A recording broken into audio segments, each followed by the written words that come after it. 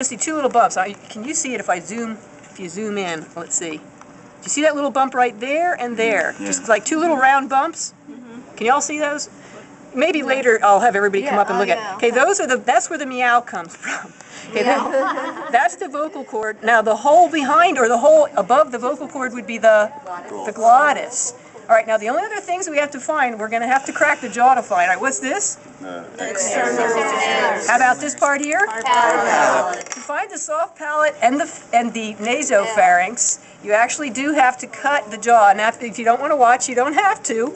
One group at each table can do this, but you have to cut through that muscle. What's that muscle that I'm cutting through? Masseter. Yes, the masseter muscle.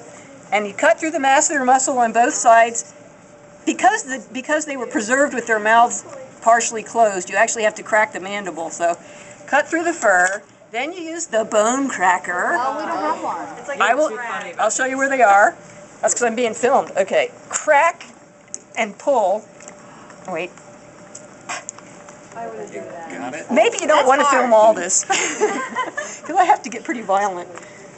This is probably going to be banned from YouTube. I actually popped the mandibular condyle out on that side. This is probably should not be on YouTube. Ew.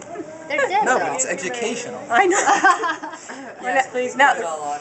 Yes. Okay, the reason we did this is so that we could see the soft palate, and you'll feel it more than you'll hear. Yeah. Like up here, you can see the ridges. That's the hard palate. Back here, it's soft. That's the soft palate. Skeletal muscle.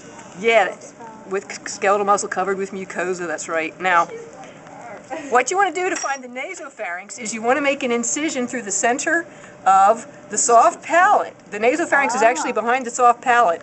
So I made an incision, and then I'm going to open it up. See if we can get it open enough for her to view. That's the nasopharynx back in there. And you can actually see the adenoids. I don't have that on your list, but you can see the adenoids back in there. All right, one last thing to find, and that's the epiglottis.